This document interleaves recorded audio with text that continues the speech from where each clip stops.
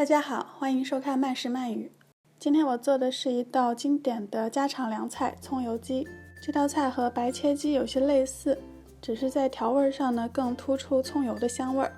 鸡肉的部分呢就选整条的带骨鸡腿，肉质会比较滑嫩。然后需要葱和姜，另外还需要料酒和花椒，最后呢需要一点植物油。这个调味呢我用的是比较清爽简单的版本。你可以在这个基础上再添加其他你喜欢的佐料，像是酱油或者是其他的香料等等。首先呢，切下一段葱白，还有几片姜片，这个是用来煮鸡肉用的。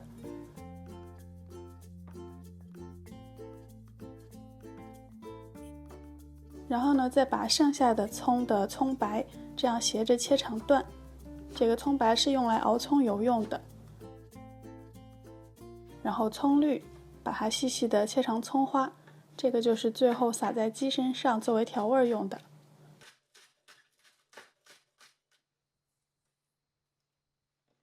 就这样一共分成几个部分来处理葱。现在呢，把姜磨成姜泥，磨好的姜泥大概1小勺的量就可以了。把姜泥和葱花放在一起，然后撒入一点盐，把它搅拌一下。先放到一旁待用。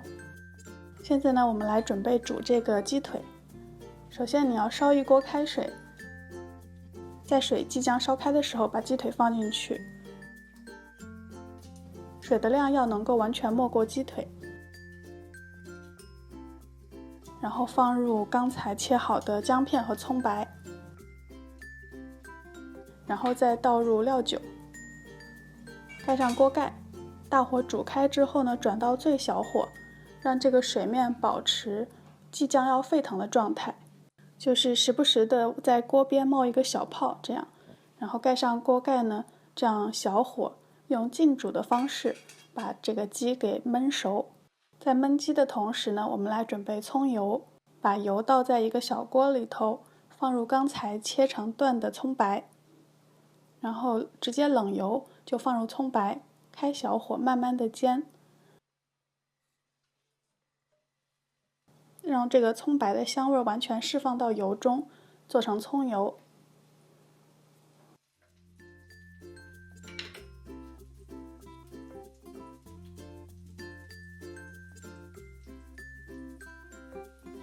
大概几分钟之后呢，这个葱白变到有一点焦黄的时候，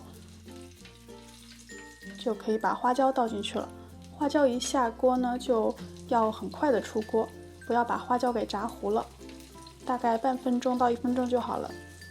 现在呢，这个刚才拌好的葱花和姜泥在一旁已经准备好了，在上面放一个滤网，然后把锅里的热葱油直接通过滤网倒上去，浇在下面的葱花上。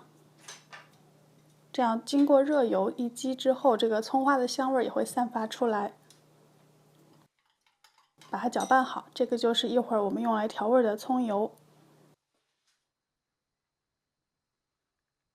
然后现在再回来看这个鸡肉，我就是一直保持这种即将要沸腾的状态，让鸡腿在这个热水中焖煮了大概25分钟到30分钟的样子。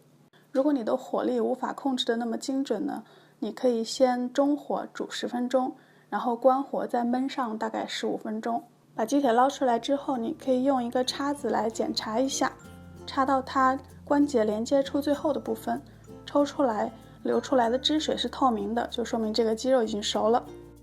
等到它不那么烫手的时候，在两面均匀的撒上盐，用手揉捏一下，让这个盐能够均匀的附着在鸡腿上，帮助鸡腿入味儿。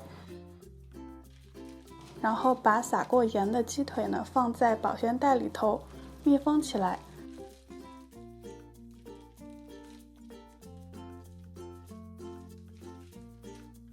然后再浸在冰水中，让它快速的降温。同时呢，我们再把煮过鸡腿的鸡汤舀出大概3-4大勺的样子，混入刚才的葱油之中，一起拌匀。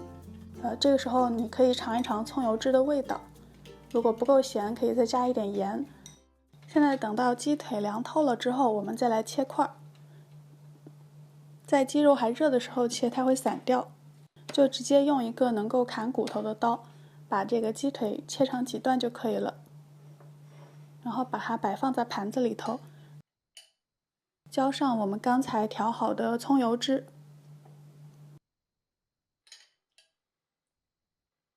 最后上桌之前还可以再装饰上一些新鲜现切的葱花。